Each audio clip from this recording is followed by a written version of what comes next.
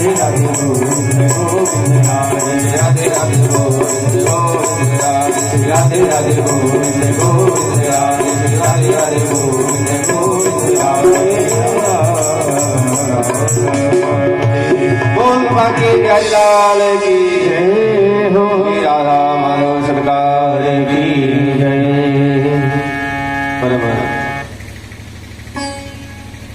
आराध्य श्री राधा सर्वेश्वर के चरण में प्रणाम करते हुए उपस्थित हमारे त्रिपाठी जी के परम पूज्य गुरुदेव भगवान को प्रणाम, और यहाँ विराजमान समस्त श्रद्धेय बंधु, पिता तुल्य, ज्येष्ठ भ्राता तुल्य, माताएं, बहनें, भाई, बंधु सभी के हृदय में विराजमान भगवान के चरण कमल में अनंत कोटि प्रणाम। उपस्थित कलाकार बंधु और सभी भक्तों को साधुवाद। जय जय श्री राधे श्याम। आइए अब हम लोग प्रवेश करें कहाँ? वसुदेव जी भगवान को लेकर के पहुंचे गोकुल। मध्य रात्रि में भगवान का जन्म हुआ, और जन्म होने के पश्चात जो है कुछ समय लगा वार्तालाप करने में, व्यवस्था किया ले जाने का। भगवान को उठाया टोकरी में और पैदल लेकर के गए। रात्रि घर घोर अंधेरा था, जमुना जी पार करना था, तो समय तो लगा होगा प्यारे ना। हालांकि गोकुल ज्यादा दूर नहीं, लेकिन जमुना जी पार करना है और रात्रि का समय है। तो भगवान जब कृष्णचंद्र पहुंचे तो उस समय प्रातः काल हो चुके, सुबेरा हो चुका था गोकुल। और नंद बाबा बैठे थे माला लेकर के, और नंद बाबा की बहन सुनंदा, दो लोग बैठ करके इंतजार कर रहे हैं। कहते हैं कि जिस समय एक बार की बात है कि नंद बाबा अपने यहाँ महल में थे, उसी समय कुछ ब्राह्मण संत महात्मा आ गए। ब्राह्मणों ने नंद बाबा के यहाँ खूब चकाचक माखन मिश्री और खाया, आशीर्वाद दिया कि पुत्रवान हो। और महाराज नंद बाबा के वाह वाह वाह, बहुत सुंदर, 60 साल का है वो, अभी तक छोरा भयो ना, अब का होगो, अब बुढ़ापा में का छोरा होगो। बाबा ने कहा कि अब तो जब तक छोरा ना होगो तब तक हम यहीं रहेंगे। नंद बाबा की क्या कमी, 9 लाख गैया। अब नंद बाबा ने कहा ठीक है। महात्माओं ने कहा जब तक आपके छोरा नहीं हो जाता तब तक दोनों समय हम चकाचक भगवान का भोग लगाएंगे, पूजा करेंगे, अग्निहोत्र हवन करेंगे और आपको आशीर्वाद देंगे। रोज कहेंगे कि आप वो पुत्र हो, और भगवान किसी न किसी दिन तो सुन ही लेंगे। और भगवान कहते हैं कि हम ब्राह्मणों के ऋणी। क्यों ऋणी है? कहते हैं कि ब्राह्मण के प्रसाद से ही मेरा नाम आज तीनों लोकों में गाया जाए। इस ब्राह्मण का ही तो देन है, ब्राह्मण ही कथा करने का अधिकार ब्राह्मणों को दिया गया। कैसा वक्ता होना चाहिए? तो कहते हैं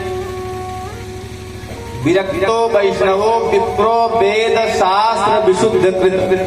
पहली बात तो ब्राह्मण हो, शुद्ध ब्राह्मण हो, वेद शास्त्र का अध्ययन करने वाला हो, और कैसा हो? दृष्टांत कुशलो धीरा वक्तोकारी निष्प्रिया। दृष्टांत कुशल हो, अनेक प्रकार की कथा को जानता हो।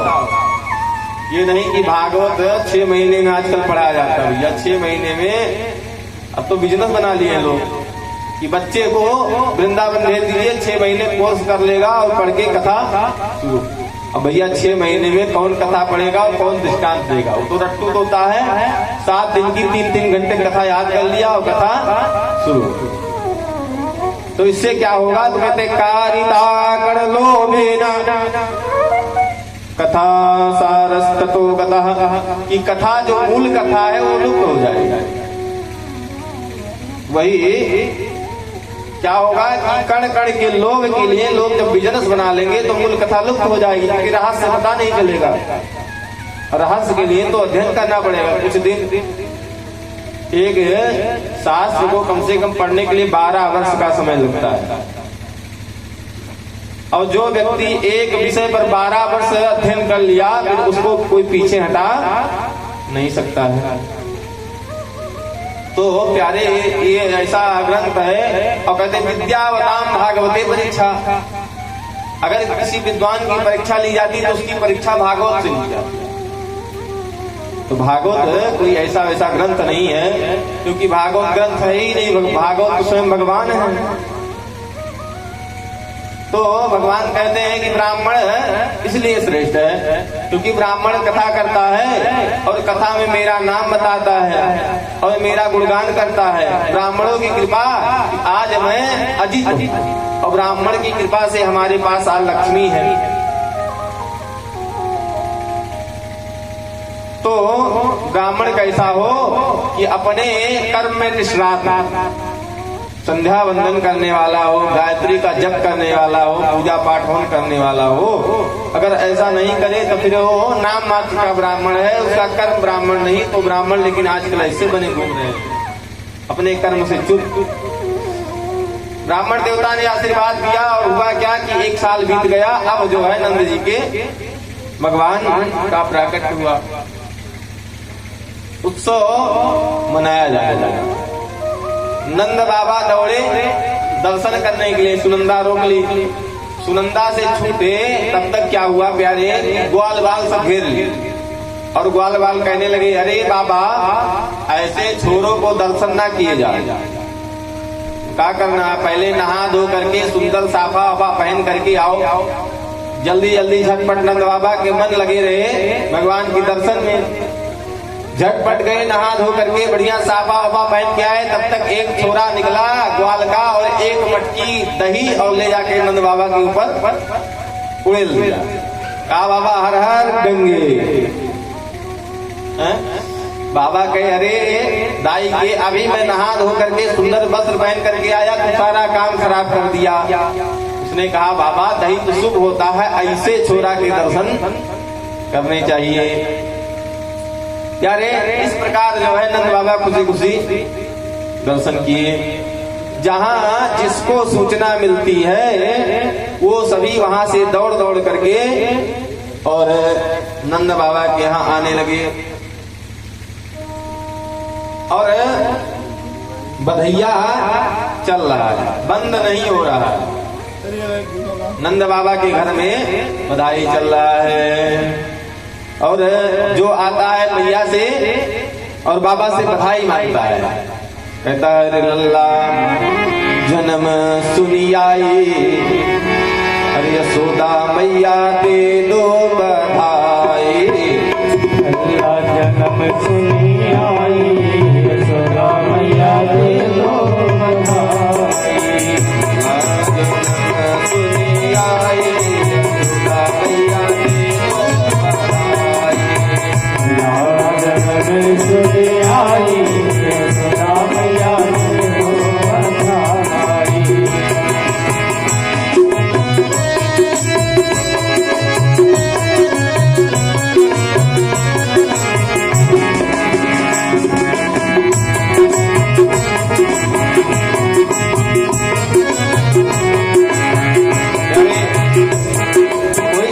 बालक का जन्म नहीं हुआ है, कौन है? आनंदम परमानंदम, भगवान परमानंद प्रकट हुए हैं।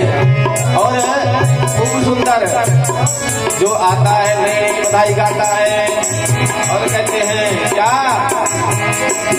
अरे बधैया बाजे नंद जी के द्वारे, बधैया बाजे नंद जी के द्वारे, बधैया बाजे।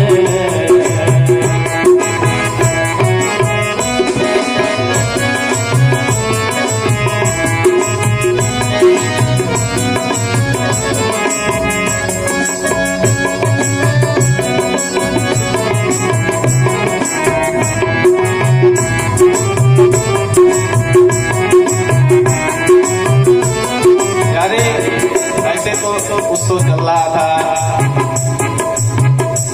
उत्सव बंद नहीं हो रहा था, कई दिन तक चलता रहा महाराज। हुआ क्या कि उसी बीच में पूतना मौसी आ गई। कहते हैं कि पूतना जी जब वहां से चली तो बहुत सुंदर रूप बनाया। कैसा रूप बनाया? जैसे कि कोई सुंदर अप्सरा हो। ऐसे जब शूर्पणखा बनी थी तो शूर्पणखा भी भगवान के सामने सज धज कर गई, सुंदर रूप बनाया और भगवान से याचना किया।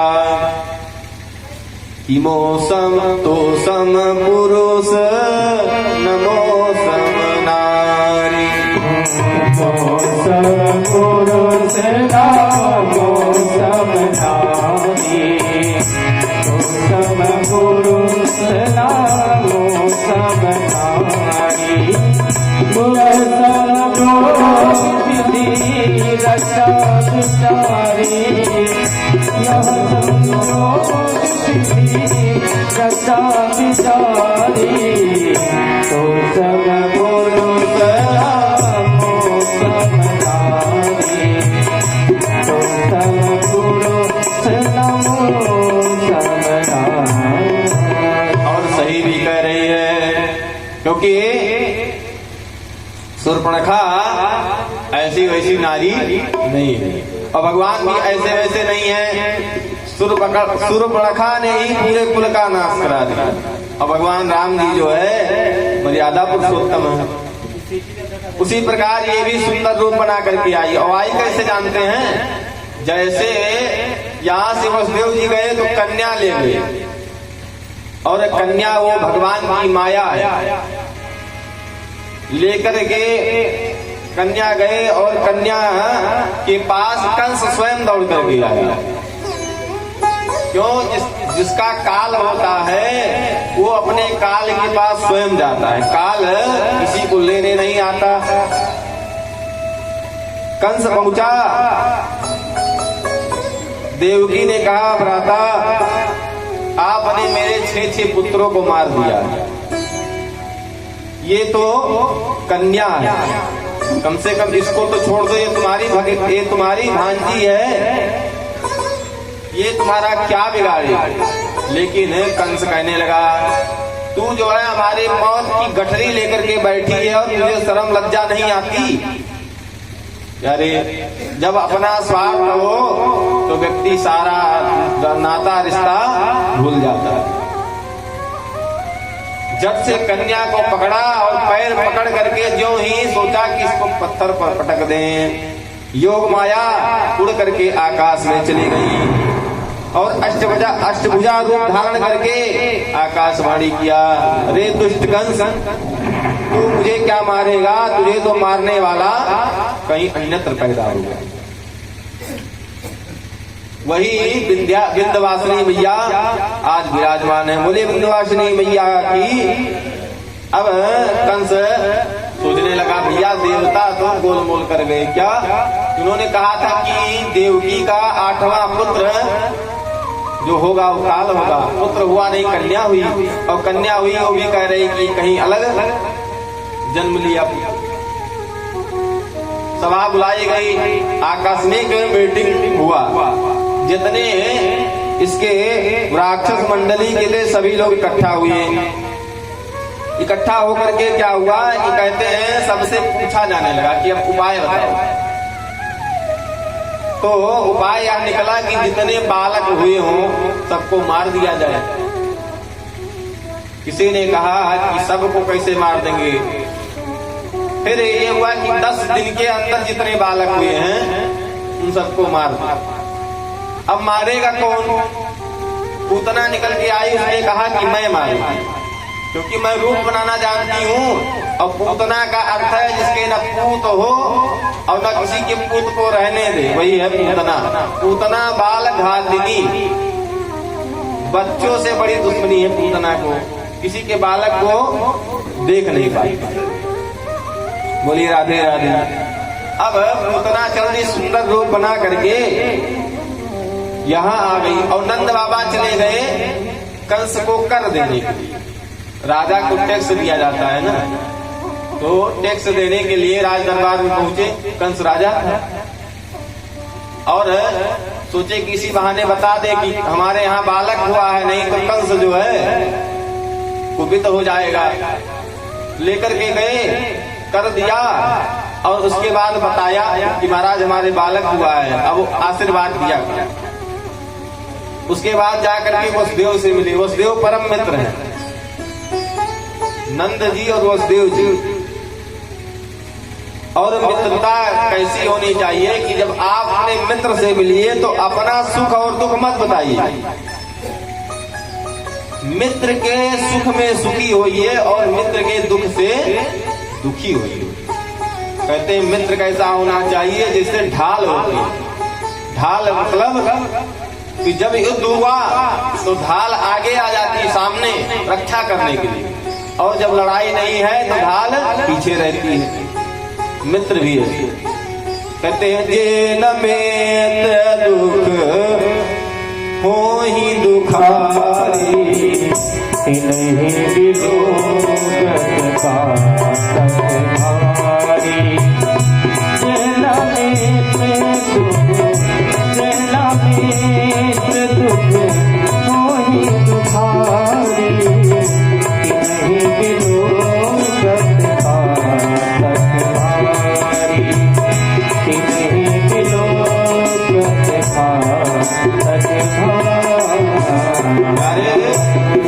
वही नंद बाबा कर रहे हैं। आज आए तो उस दिल से नहीं करें कि मेरा पुत्र हुआ, बता रहे हैं कि हमने सुना है कि आपके 6 पुत्र को कंस ने मार दिया। बड़ी दुख की बात है। और वसुदेव जी क्या कह रहे हैं, अरे मित्र कोई बात नहीं, मेरा एक पुत्र आपके यहाँ है और आपको भी एक पुत्र हुआ है, तो अब कोई हमको चिंता नहीं, आप लेकिन जाइए यहाँ, क्योंकि कंस जब से सुना है कि मेरा काल कहीं अन्यत्र पैदा हो गया है, तब से बौखलाया हुआ और क्या कब कर दे कुछ पता नहीं है। नंद बाबा चल दिए माला सटकाते हुए, भगवान का भजन करते हुए नंद बाबा चले आ रहे हैं। इधर क्या हुआ, पूतना मौसी पहुंच गई, सुंदर रूप बनाया, हाथ में एक कमल लिया, दिव्य रूप बनाया और मटकते हुए चल दी। कहते सताम भोज करेण रूपिणी गोप्यः श्रियं दष्टुमिवागतां बदिं। गोपियां कहते, देखिए गोपियों को कितना ज्ञान है, साधारण कोई गोपियां नहीं है। बार बार वर्णन करते हैं सुखदेव जी कि भक्ति कैसी हो, तो यथा गोप्यताम भक्ति, जैसे गोपियों की भक्ति। महाराज गोपियां कहती हैं कि मानो लक्ष्मी जी अपने पति को देखने आई हैं। गोपियां जानती हैं कि जो हमारे यहाँ बाल मुकुंद आए हैं वो कोई और नहीं है, ये तो भगवान नारायण ही हैं। ऐसे ये मानो लक्ष्मी दिखाई पड़ रही है। जितनी सुंदरता आप देखे हो उससे भी सुंदर है।